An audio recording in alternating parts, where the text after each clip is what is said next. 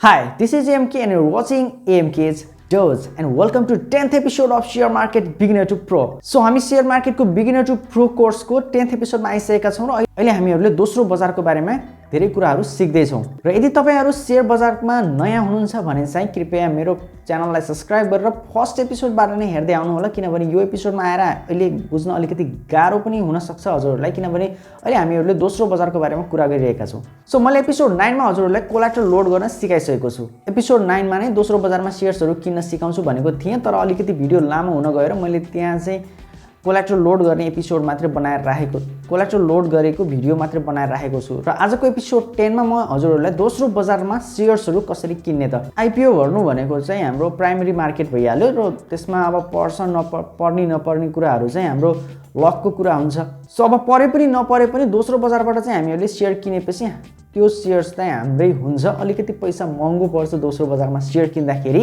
So च्यानललाई subscribe गरेर अब चाहिँ हामीहरू दोस्रो बजारमा शेयर्सहरु कसरी किन्छन् भनेर सिक्न गइरहेका छौं र म हजुरहरुलाई आज एउटा शेयर पनि मैले किनेरै देखाउने छु।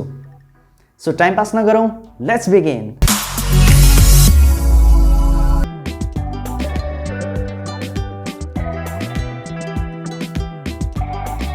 र यदि मोबाइल प्रयोग गर्नुभएको छ भने आफ्नो मोबाइलमा कुनै पनि ब्राउजर इन्टरनेट चलाउनको लागि कुनै पनि ब्राउजर ओपन गर्न सक्नुहुन्छ।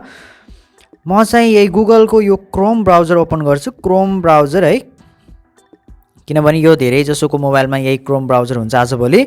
सो यो क्रोम ब्राउजर ओपन गर्ने बित्तिकै हामीहरूले यहाँ माथि देख्न सक्छौं 3 डट, राइट साइडमा 3 डट देख्न सक्छौं। 3 डटमा क्लिक गरेर अलिकति तल गइसकेपछि डेस्कटप साइट भन्ने छ हामीसँग। यो डेस्कटप साइटमा क्लिक गर्छौं हामीहरु यसरी। डेस्कटप साइटमा क्लिक गर्ने बित्तिकै यो चाहिँ डेस्कटप मोडमा जान्छ। डेस्कटप मोड भनेको अब चाहिँ हाम्रो यो सेम कम्प्युटरको जस्तै इन्टरफेस भइसकेको छ। माथिको 3 डटमा क्लिक गरेर तल गएर डेस्कटप साइटमा चेक गर्नु पर्यो। अहिले फेरि मैले अनचेक गरेको छु, फेरि तल गएर डेस्कटप साइटलाई चेक गर्ने बित्तिकै हाम्रो यो सेम टु सेम डेस्कटप साइटमा जान्छ भन्नाले अब कम्प्युटरको जस्तै स्क्रिन भयो र यसरी चलाउन चाहिँ सजिलो हुन्छ त्यो टीएमएस को वेबसाइट पनि। ओके, मैले चाहिँ मेरो यहाँ टीएमएस सिस्टम लगइन गरेर राखिसकेको छु। अघिल्लो एपिसोडमा चाहिँ हामीहरूले कोलाटरल लोड गर्न सिकेका थियौं भने चाहिँ आज चाहिँ हामीहरू कोलाटरल लोड गरिसकेको छ। 7908 रुपैयाँ छ मसँग कोलाटरलमा। सो म चाहिँ यो कोलाटरलबाट अब चाहिँ मैले एउटा शेयर किन्न गइरहेको छु। तपाईहरुले पनि हेर्नु होला राम्रोसँग। कुनै पनि शेयर किन्दाखेरि यो भिडियोलाई फलो गर्दै किन्न सक्नुहुन्छ हजुरहरुले पनि। सो शेयर किन्नको लागि चाहिँ म सिधा तल जान्छु है, यहाँ यता साइडमा यता अर्डर म्यानेजमेन्टमा जान्छु। म अर्डर म्यानेजमेन्टमा क्लिक गरिसकेपछि तल बाइ सेल भन्ने छ, किनबेच भन्ने अब यो नेपालीमा भन्नुपर्दा। सो बाइ सेलमा म क्लिक गर्छु अब।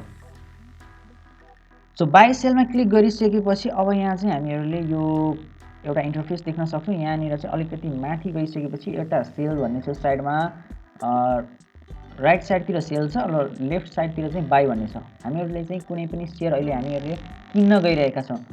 सो राइट साइडतिर बाइ छ, यो राइट साइडतिरको बाइमा म क्लिक गर्छु र बाइमा क्लिक गरिसकेपछि हाम्रो यो इन्टरफेस नै ब्लू कलरको बन्छ। यदि हामीहरूले सेलतिर क्लिक गर्छौं भने चाहिँ हाम्रो यो इन्टरफेस नै रेड बन्छ। रेड भन्दा पनि यो ऑरेन्ज कलर हो क्या, सायद ऑरेन्ज कलर बन्छ। र यदि हामीहरूले बाइतिर क्लिक गर्छौं भने चाहिँ हाम्रो इन्टरफेस ब्लू बन्छ। सो बाइमा क्लिक गरिसकेपछि अब चाहिँ म यहाँ तल आफ्नो सिम्बल कुन कम्पनीको मैले शेयर किन्न गइरहेको छु सिधै तपाईले कम्पनीको नाम पनि लेख्न सक्नुहुन्छ है त। सो मैले चाहिँ यहाँ प्रभु बैंकको किन्न गइरहेको छु, PRABHU प्रभु। ओके, प्रभु लेख्ने बित्तिकै आइसकेको छ। प्रभु लेख्ने बित्तिकै तल प्रभु लाइफ इन्स्योरेन्स लिमिटेड, प्रभु इन्स्योरेन्स लिमिटेड र प्रभु बैंक लिमिटेड भन्ने छ। म चाहिँ प्रभु बैंक लिमिटेडको किन्छु। प्रभु बैंक लिमिटेडमा म क्लिक गर्छु अब। सो प्रभु बैंकमा क्लिक गर्ने बित्तिकै अब चाहिँ हामीहरूले तल अलिकति केही कुरा स्टडी गर्नुपर्ने हुन्छ। यो लास्ट ट्रेडेड प्राइस 365.1 मा चाहिँ भर्खर लास्ट ट्रेडिङ भएको रहेछ, किनबेच भएको रहेछ। लो भनेको आज चाहिँ 357 सम्म पुगेको रहेछ प्राइस यसको, र हाई भनेको 372 सम्म पनि यसको कारोबार भइसकेको रहेछ। ओपन भनेको आज मार्केट ओपन हुँदा चाहिँ 364 मा ओपन भएको थियो।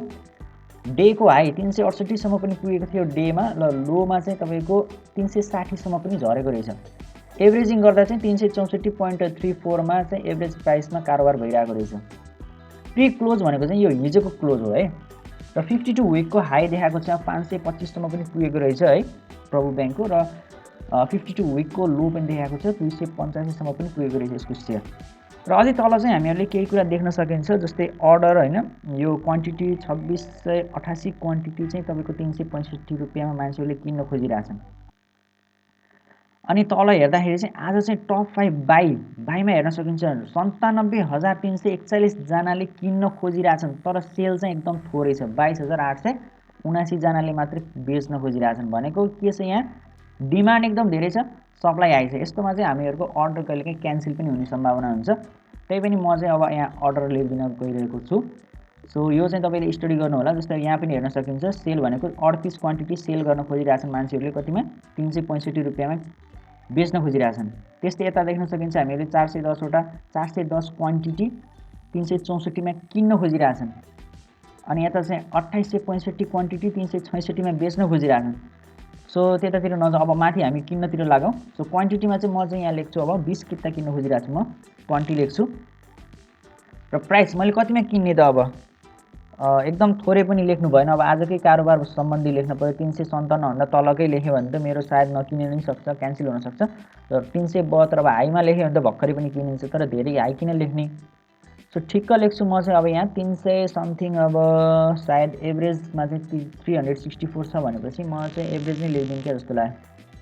लो चाहिँ तपाईँको 357.8 सम्म पुगेको रहेछ भनेपछि अब चाहिँ हेरौँ अब के हुन्छ। म चाहिँ 360 लेख्छु अहिलेलाई।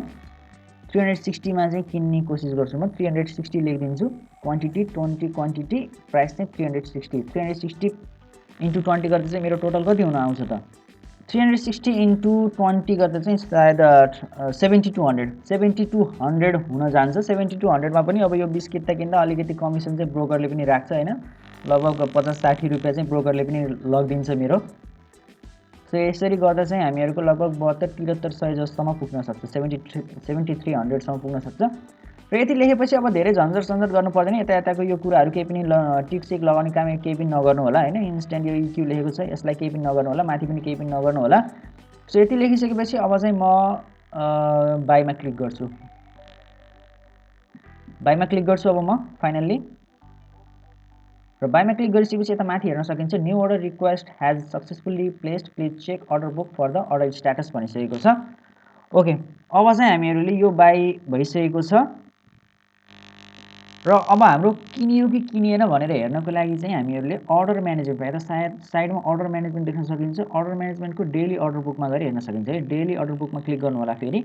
सो डेली अर्डर बुकमा क्लिक गरिसकेपछि ओपन भनेको छ। ओपन भनेको अब यो चाहिँ तपाईँको अझै किनिएको छैन है त। यदि किनिसकेको छ भने चाहिँ, यदि भर्खरै किनिदिएको छ अथवा तपाईँको 1-2 घन्टापछि किनिन्छ भने चाहिँ यो कम्प्लिटेडमा आएर बसिसकेको हुन्छ। सो अहिलेलाई चाहिँ हाम्रो ओपनमा छ। यो कम्प्लिटेडमा आउनु भनेको यदि किनिहाल्यो भने चाहिँ, खरिद भइहाल्यो भने चाहिँ कम्प्लिटेडमा गएर बस्छ। अहिलेलाई चाहिँ कम्प्लिटेड 0 छ, अझै बसेको छैन, अझै मैले किनेको छैन, यो चाहिँ प्रोसेसिङमा छ। अब ब्रोकरले पायो भने चाहिँ हामीहरूलाई किनिदिन सक्छ। स्ट्याटसमा ओपन छ। यो चाहिँ क्लाइन्टको युजर नेम भयो, नेम भयो हैन, सिम्बल चाहिँ प्रभु भयो। सो यता सबै कुरा लेखिदिएको छ हैन। क्वान्टिटी 20, ट्रेडेड क्वान्टिटी, त्यसपछि प्राइस 360 मा हैन, अनि तपाईँको भ्यालु चाहिँ 7200 पुगेको छ। अर्डर टाइमहरू लेखिदिएको छ, अर्डर प्लेसहरू लेखिदिएको छ। सो यति गरिसकेपछि अब तपाईँको कम्प्लिट भइसकेपछि चाहिँ फेरि हामीहरूलाई एक्चुअली साँझतिर मेसेज आउँछ हाम्रो मोबाइलमा ब्रोकर अफिसबाट। ब्रोकर अफिसबाट हामीहरूलाई एउटा मेसेज आउँछ, तपाईँको अर्डर हामीहरूले किनिदिसकेका छौँ। सो त्यो अर्डरको अब त्यो किनिदिएको सेयरको 2-3 दिनभित्रमा चाहिँ तपाईँहरूले हाम्रो ब्याङ्क खातामा पैसा ट्रान्सफर गरिदिनु होला भनेर भन्छ। अनि त्यसपछि हामीहरूले फेरि नेक्स्ट एपिसोडमा हामीहरूले चाहिँ पैसा कसरी तिर्ने भनेर सिक्नेछौँ। यो भिडियो थियो दोस्रो बजारमा शेयर्सहरू कसरी किन्ने भनेर। जहाँसम्म मलाई लाग्छ हजुरहरूले केही न केही कुरा सिक्नु भइसक्यो होला। र यदि तपाईँहरूले पनि शेयर्सहरू किन्न गइराख्नु भएको छ भने चाहिँ, दोस्रो बजारमा शेयर्स किन्न थाल्नु भएको छ भने चाहिँ यो भिडियोलाई फलो गर्दै किन्न सक्नुहुन्छ। र शेयर्स किनिसकेपछि हामीहरूलाई फेरि WACC क्याल्कुलेट गर्नुपर्ने हुन्छ र म त्यो चाहिँ हजुरहरूलाई नेक्स्ट एपिसोडमा बताउने छु। सो स्टे कनेक्टेड, सब्स्क्राइब गर्न नभुल्नु होला, साथीभाइहरूलाई शेयर गर्नु होला भिडियोहरू, लाइकको कमी नहोस्। केही समस्या पर्यो भने चाहिँ if you have any problem you can comment down, I will absolutely reply to your comment. So stay safe, see you in next episode, bye।